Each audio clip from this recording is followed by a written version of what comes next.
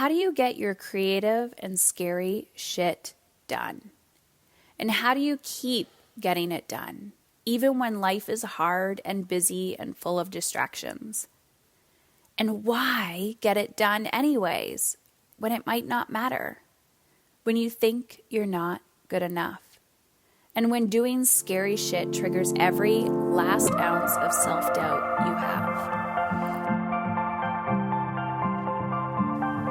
Hey, it's Heather Chauvin, wife, mother of 3 boys, former social worker, breadwinner, recovering hustler, and stage 4 cancer survivor. I'm not a fan of that term, by the way. Beyond all of these titles and labels, I'm a human being, just like you, attempting to navigate it all while feeling good. My goal on this podcast is to show you that you can live an energized, sustainable life, both at home and in your work. It doesn't matter if you stay at home full time, if you work from home, you're a CEO, a successful business owner, or trying to find some inspiration. On this show, I attempt to keep it real with stories, interviews, and random thoughts. This is not a business or career podcast, and it's not a parenting podcast. It's both and so much more. You will laugh. You may even cry, and you may even get a little frustrated with the truth you've been hiding from yourself. I believe all human behavior is a language, whether it's through your child's behavior, your health, or a relationship. And when we learn to listen instead of react, we begin to understand what it truly means to feel alive and in control. It's time to put your big girl pants on and find your brave. Let's go. Ladies, I am so excited to introduce today's podcast interview with you. It's Miss Jennifer Louden. She is a personal growth pioneer who's helped launch the concept of self-care with her first book and bestseller, The Women's Comfort Book. This woman has sold millions of copies of her books worldwide, printed in 9 different languages. She has spoken around the US, Canada, Europe, and has been published in magazines like Martha Stewart. She's been profiled and quoted in other publications as well. And Brené Brown has quoted her in Daring Greatly and Dare to Lead. So listen, she's been on Oprah. This woman is magic. So her newest book, Why Bother? Discover the Desire for What's Next. It will be published in May, early May. And Jen Louden also does a whole bunch of retreats. You can find her at jenniferlouden.com. Last name spelt Loudem. So here's my little caveat into this conversation. I've been following Jen Louden or Jennifer Louden for many years, and we've actually crossed paths a few times. I'm an old soul. I'm a young physical body, but I'm an old soul. I feel like I came into the world 100 years old. I'm very attracted to feminine wisdom, and a lot of my really, really good friends are older than me. And some of the most precious people in my life they just have this wisdom. And Jennifer is one of those women.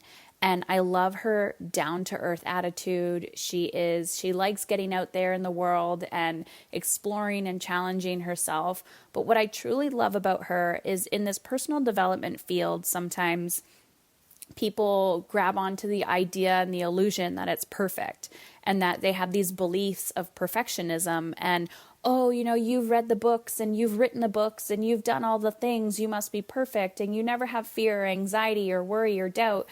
And she will be the first one to tell you that is not the case, that we are all human having this beautiful human experience. And now more than ever, with what is going on in the world, we need to bother. So Jen in this interview talks about her path to writing this book of Why Bother. And I think it is it's actually beautiful that it's being published today because we need to bother. We need to care.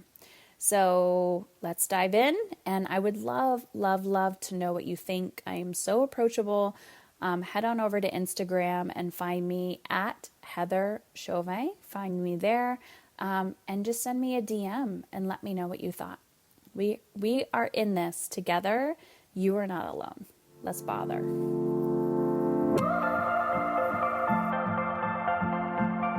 All right, Miss Jennifer, I am so excited to have you here on the podcast. I'm delighted to get to talk about these subjects that I love. Yes, and we can sing it from the rooftops because you have a new book coming out, but I think it's a topic that all women are so curious about. I hope so. I have an intuition. My first book was published in 1992, and so I'm not a youngster. It was called The Woman's Comfort Book. And I remember in the months before that book came out, which became a bestseller, I would just say the title of that book to women, and they would go, there would be this pause, like beat, and then they would go, I need that. And I'm getting the same reaction with the new book. So that's like, making me excited. It's, definitely not scientific or anything, but. So why do you think it is women need this? I love how you're saying it's not scientific. And a lot of this for people it's not rocket science, right? It's really about listening to ourselves. So what made you kind of write Why Bother? Well, it took me 11 years to write this book. I have so many failed books, including 500 pages of a traditional narrative memoir. And when I actually yesterday was looking back for some stuff in my old email files, and I found emails to my agent. I found emails to my first agent that were exploring these topics. And I think that this is this thing that I came to the world to write. And I don't say that I'm not a super woo-woo person, but I just look at the evidence of how long I've struggled with these ideas of how do we really bother about and care and follow our desires and let that enliven us in a world that it is very, very difficult, from our cultural conditioning to how hard life is, to trauma, to how many disappointments we all humans go through. So I just think this has been in me for a really long time, and it finally found the right form. I love this. So obviously some people listening might go, what is desire? How does that come out and being birthed? And I'm already picking up on the vibe that it's there. We have to like dig for it and work for it, and it will come out and be birthed. So can you explain that for someone who's like, I don't get what you're saying? Yeah. So the subtitle of the book is Discover the Desire for What's Next. And what I discovered through these many, many years of reading and studying and coaching and teaching, and my own aborted moments of reinvention. And this was the most important pattern I saw in that memoir that failed, when I realized it wasn't going to work as a memoir. And I'm talking 500 pages and 4 years of work, plus all the other times I tried to write different books related to this material. I looked at it, I was able to step back and look at it almost like a map. And what I noticed was there was these different junctures in my life when something needed to change. Something had ended through death or through divorce or through creative disappointments or through my own, this doesn't feel right anymore. I don't have any juice for this. And I would go almost through that passage of reinvention. And then I would freak out and go backwards or go to the side or go to something that was safe, until I really got myself into a long, extended, dark period. And so what I'm claiming, and your mileage may vary, is that the missing ingredient is that we really listen to this bubbling up of desire, of what we want, and that it can show up in the most innocuous ways that have nothing to do with parenting or career or what we think we need to figure out. But until we can have a free, curious passionate relationship with what we want, even though we often won't get it, right? Mm-hmm. It's not about the outcome. This is the big thing. I was just coaching my sister about this. And this is a big thing that I see people do. They're like, okay, well, yeah, I want something to change. Yeah, I want more. Yeah, something's missing. Yeah, this is not working anymore. And they immediately want to figure it out, lock it down, make it certain, and be done with it. Mm-hmm. And that doesn't work. No, it doesn't work. I'm so curious about, well, one, I love that you talk about your failed book, or, spending all of this time and energy into the quote unquote book that you think you were going to write. And what is your relationship, or how has it evolved over the years with action? Because this paralyzing, overthinking, perfectionism, and then action and integration and desire. Well, action is important. There's 6 stages in the book that I talk about, and one of them is become by doing. We do have to do. And I see in the thousands of women I've worked with a real predilection for 2 things. One, either jump into action without really considering what they want, or never get into action, start lots of things and stop, or get into analysis paralysis. But what I want to point out is that there are stages before we take action. And I think that's what we're not paying attention to.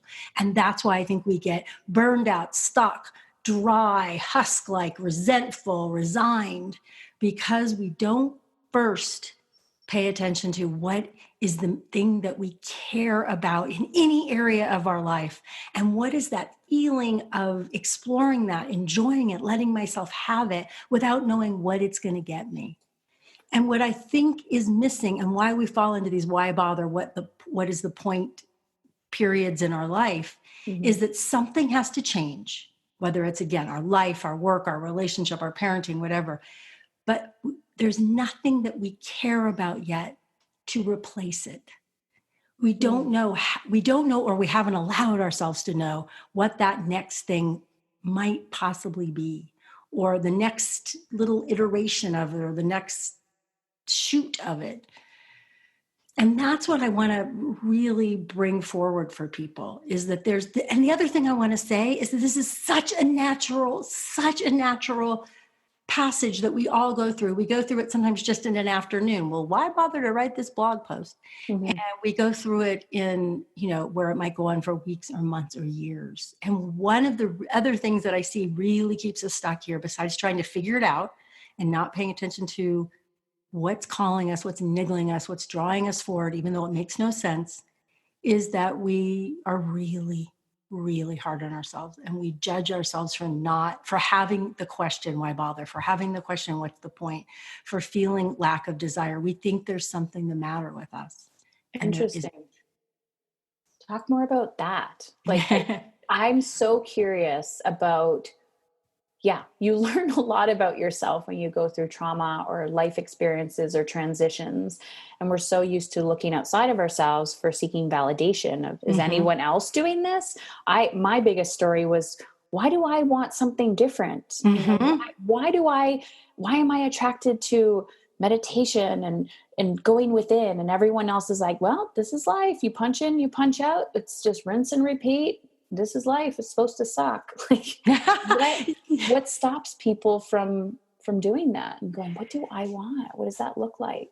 Well, there's so much about how our personalities, different studies show different things, but are like 90 to 95% made up of outside influences, of what we could call culture. We think we're these really unique snowflakes, but if you and I were raised, for example, in Japan, or if we were raised in Borneo, with the same genes, we would have a completely different personality. So we have to really respect and have a sense of humor about how influenced we are by the family we were raised in, the job that we have, the neighborhood that we live in, the friends that we have. That doesn't mean we don't have choice, but if we judge ourselves for those influences, we're going to make it even harder to bother about what we want to bother about. If we want to slam the door on what is calling us, on what wants to bring us alive, on this process that I believe is always, always happening, that is this most natural process in the world, except we gum it up, we judge ourselves. If you want to stay stuck, be cruel to yourself. If Ooh, you want to wow. stay Good. in this place where there more is not available to you, judge yourself. Interesting. How do you know that you have a calling? You say calling, desires. Like, how do you know that that is there? Because we're all called by things all the time. The only thing that gets in the way is that we feel like it has to be a big calling, or it has to make us money, or we have to know it's going to work out, or get us a lot of likes on social media, or our mother's going to approve. Mm-hmm. I mean, and nobody can magically do this, but if we could magically have a big broom that just swept all that out, you would find yourself a truly curious person who is being called by all kinds of things. I mean, here's a silly but beautiful example in my own life. I have started to be called in the bookstore to read history. Interesting. Now, I could totally get in the way of that and go, well, what is that going to give me? And I should be reading about psychology to help my clients, and I should be reading about writing to help my writing clients, and this and that. But instead, I'm like, wow, it feels really genuinely interesting to me. I'm going to read some history. I don't know what that's going to do, how it's going to feed my imagination or my business, or just my juice for life. We are so addicted in our culture to having everything matter in a way, and that cuts desire off at the knees. We need to be able to find and listen to and follow what calls us just for the sake of that. That's the whole point of the book. I love This is what's going to bring you back to juice and to life. And after that, or with that, it's going to bring you back to agency. One of the things you talk about, you and I were chatting before you recorded, was boundaries. How do you get boundaries with kids who are draining you, or bosses who call on the weekends? Well, if you have a sense of your desire cooking and you're like, I really want to go down in my basement studio and make those collages that I'm enjoying, but what's it going to get you? Are you going to have an Etsy store? Are you going to sell them? I don't know. Mm-hmm. I'm enjoying myself. It's interesting. I'm following it. You may be able to push back and create more boundaries in your life, have more agency. I found it's interesting when you kind of, whatever you want to call it, right? Everyone has their own language around it, but it's not really go with the flow. I'm always watching, especially in business and life and parenting and my health, everything. What's calling me? Like, what is trying to get my attention? And when I go with that and I'm like, okay, now I need to implement this here, or now I need to, kind of lean into this. Recently, for some reason, because I'm listening, I've really felt called to up my physical discipline in a yoga practice, and going, what do I need? I want like a mix of strength and, grounding strength from yoga, and just being disciplined, where I said, oh, it's good enough, Heather. Like, you've moved your body 4 times this week. And I'm not doing it from a place of burnout, right? I'm doing it from a place of energetic consistency. It's hilarious. And I say hilarious because it is, to watch the conversation in your mind that tries to get you out of what you've committed to. There's so many reasons why we find ourselves in a why bother, what's the point period. Sometimes it is straight out burnout and pushing ourselves too hard, or trying to, keep the wolf from the door and working 3 jobs. There's lots of very practical reasons why it happens, but there's a lot of internal reasons why it happens. And one of those is not keeping commitments to ourselves, just like you just said, not, listening to what calls us, listening to what we want to try, and then not following through on it, denying it to ourselves, judging it as not enough. We wipe it all out right there. I was in a women's circle. A friend was visiting from out of town, and she called a bunch of her local friends here together. It was really fun to meet these new women. And one woman, we went around, and one question was, what's most alive for you? And the second question was, what's your edge? And what's most alive for one of the women was she's copying her own Torah. So she's going to class with a bunch of 19-year-olds at CU, at our university, and learning to write Hebrew. She doesn't speak Hebrew because that interests her. She's got a 12-year-old. She's a doc. I mean, it doesn't make any sense, but she was so alive with it. And I know it's really easy to dismiss what I'm saying. I can almost hear the brains out there listening to this going, but, how's that going to help me in my marriage? How's that going to help? Oh, I got to tell you, it will. Yeah. Trust me. Part of what I had to realize was that it's the things that we don't think are connected, which actually is it's all the stuff you hear, right? About the journey, but everything is connected. And if we're filling those cups within ourselves, everything else just moves easier, because you're listening, you're trusting. So you talk about the moments of blah, right? The moments of blankness, not knowing what you want. I hear a lot of, I don't know what I want. I don't know what I want. And so how do you talk somebody through that process? Or what is the but the benefit of not knowing what you want? I don't believe people don't know what they want. I really don't. I think it's just that we do a million internal and external moves to block what we want because we're afraid. I think the biggest thing that blocks people from getting out of a why bother and into what's next, which will become concrete. This is, the book just doesn't stay right in this place of do what you desire. Like it goes into like, let's really figure out how are you going to get into action on what's next. But the thing that I discover over and over again when I work with people, and certainly in myself, is we are afraid to want what we want. We are afraid to be disappointed, to be ridiculed, to be shamed, to be too vulnerable. We are afraid to want. And I go out to lunch with friends. Who orders what they want? Who has, I can't have that because, it's too many calories, or I can't have that. Who actually sits down and looks at the menu that and maybe it's you, and I hope it is, and goes, what am my body really craving? What am I really in the mood for? What would feel really good? What would feel good after I eat it as well? We're scared of desire. We were shamed as children for wanting things, told not to be too big for our britches. Who do you think you are? Our family doesn't do things like that. We can't afford that. We have so many messages. So I think people are afraid of their desires, not that they don't know what they want. What do you notice from women that you've seen in your life, or yourself included, who begin to honor desire, begin to honor how they feel, what they want, whether it's, constantly asking yourself, you know what, I want that salad. I want the chicken. I don't want the chicken. I want it this way, that way. When you start to really honor your desire and follow through with it, then what happens? What do you notice? Well, the first thing I notice is there's more energy. Denying ourselves internally. Again, it doesn't matter. It doesn't mean we're going to get it. It may mean that you're sitting here at your desk today and you're like, I really want, that lunch that I had in Paris 12 years ago. And you're like, not going to get that. Not going to go to Paris for lunch today. But just having that relationship with what we want, knowing it, acknowledging it to ourselves, being in relationship, which is messy, just like it is with people, gives us so much more energy because we're not at war with ourselves.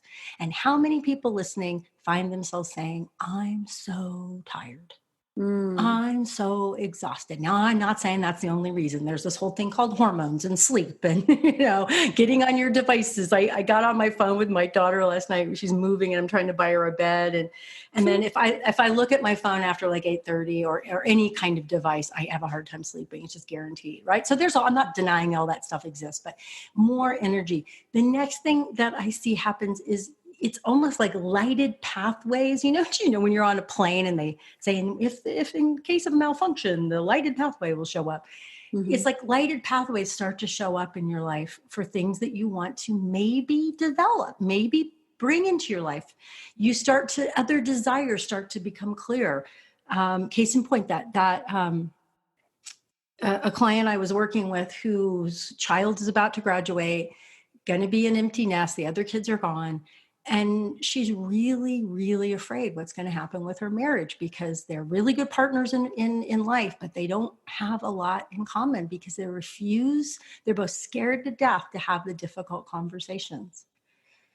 Yeah. When she's starting, and she's not there yet, but when she's starting to explore desire in general, it's getting clearer and clearer in her head that she wants to have these difficult conversations. She wants more in her marriage. But you cannot own that. You cannot get the courage to say to your partner, I want to go to therapy, or I want to go to this weekend workshop about difficult conversations, or whatever she's going to come up with. If you keep cutting it off, denying it, running away from it. And here's another thing that happens when we start to pay attention to desire. We start to notice when we're giving ourselves substitute desires. What does that mean? Well, I've called them shadow comforts in my earlier work, and that's what Brene Brown has quoted me about. But they're the things that we give ourselves instead of what we really want.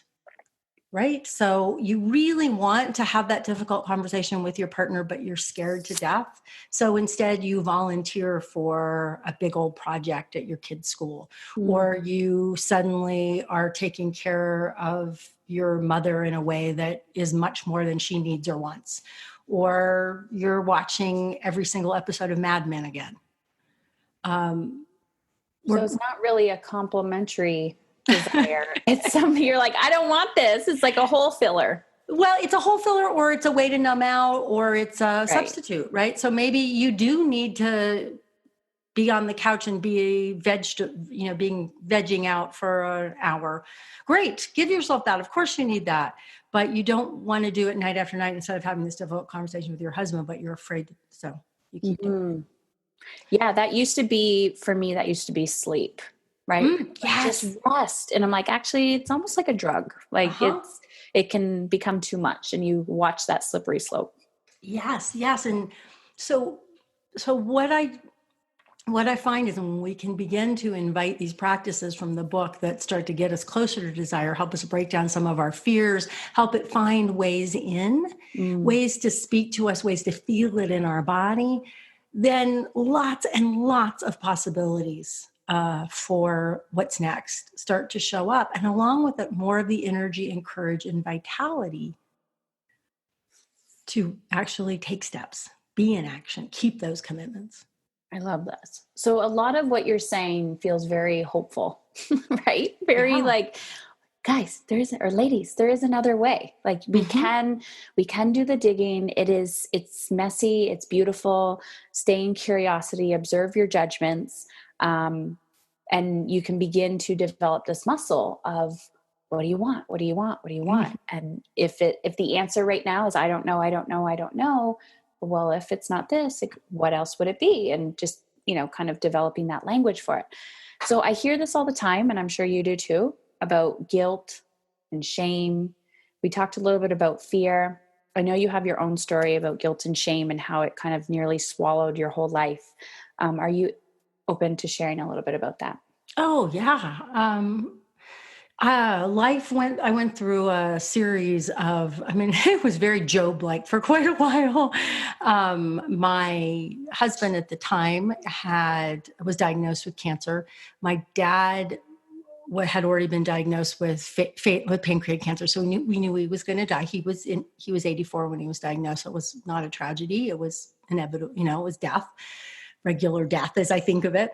My husband at the time, Chris, got well. My dad, he went away for 4 months. He was a cinematographer to travel around the world and shoot a television show. My dad started to, was doing great under the chemo. I flew to Italy with my daughter to see Chris halfway through his 4-month stint on that show. And my dad had a fatal heart attack as we were taking off, but we didn't know it. And they had the wrong phone number from us, which was my fault. And I didn't get back to my dad until he was in a coma. And that period, which included more stuff afterwards, a couple really big creative disappointments. One happened on a day that I found out that one of my dearest friends had committed suicide. It just was, and then my husband decided he wanted a divorce. It was about 2.5, 3 years of just one faceplant after another. But I really believe when I look back on that and what happened afterwards and how dark and deep I went into why bother to create again, why bother to fall in love again, why bother to live, was that I had no idea how to have that relationship with desire. And I think if I had, it still would have really, really sucked. but I think I would have handled things a lot differently. And it wouldn't have gone on for another 3 years after that, just completely beating myself up for missing my dad's death, how I handled my divorce, and then how I handled my new relationship, which I'm happy to say we're happily married and have been together for 12 years now, but it was very rocky at the beginning. So to kind of reiterate what you just said, Yeah. is if you had if you had kind of the desire to bother, it wouldn't have, of course, we have those dark days and it brings you down, but it would have brought you back up a lot quicker, wouldn't have dragged you down. Is that what you're saying? I think I would have I would have made different choices. For example, I would have made the choice, I think I would have had the resourcefulness to get back in time to see Dad. It's a long story, but it took me a number of days to get back. Maybe not. I don't know. Can't replay history. I think I would have been able to handle the divorce a lot differently. Again, not sure. And I know I would have handled how the first year, 2 years, 3 years of my relationship with Bob went. I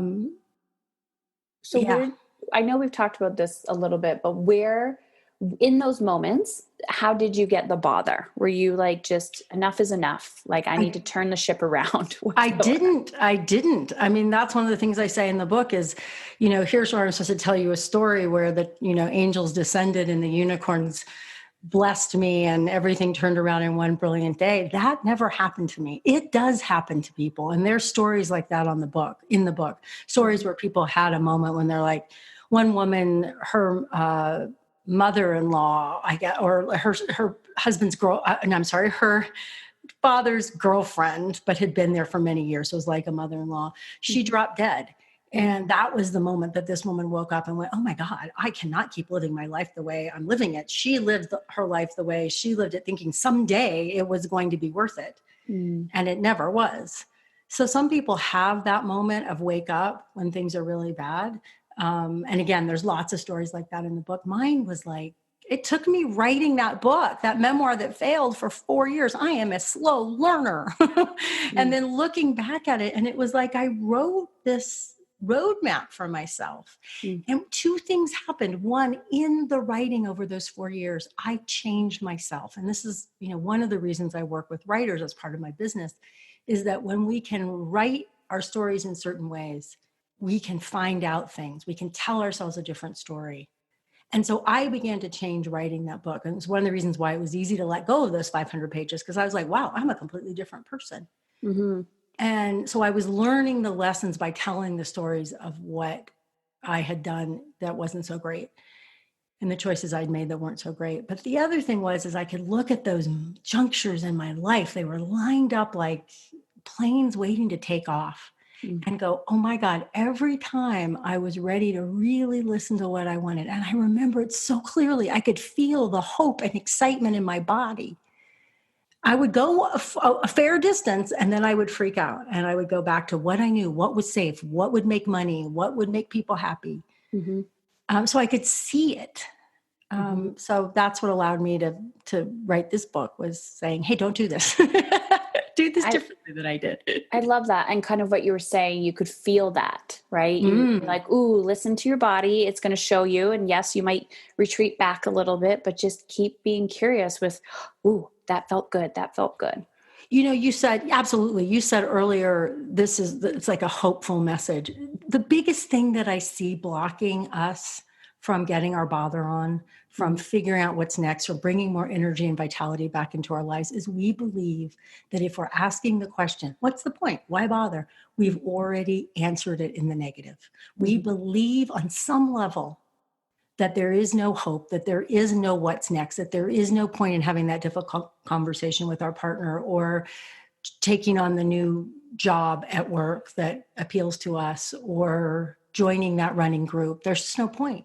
We cut ourselves off from life. Life never gives up on us. We cut ourselves off. I love that. Life never gives up on us. We cut ourselves off. Yeah, we give up. We tell ourselves, and it's all out of fear, right? It's all out of and there's no shame in it. It's the way we're built. The animals we are, will keep doing the same thing that's known because I call it our emotional immune system. It wants to stay where it's safe. It wants to stay like the Truman Show in the bubble. Yeah. Yeah. It doesn't want to go outside the bubble. We have to learn to train ourselves to go outside the bubble. Yeah. And there's this, that's a whole nother podcast conversation about comfort and getting outside our comfort zone. But on that, I want to ask you about this word failed or failure, because you've said it a few times regarding the book or the previous book that did not make it to the shelves, but yet writing that for 4 years, going through that process does not sound like a failure to me.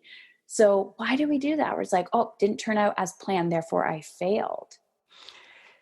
Oh, I mean, I think part of it for me, I mean, I totally agree with you. And I've told myself that, and I've had lots of people tell me that. And I really agree. Like my heart just completely is nodding to your words. I think for me, it was putting so much time into it and trying to write something that was literary. I really wanted to write. The book that I wrote, the Why Bother book, is the book I've been wanting to write my whole life.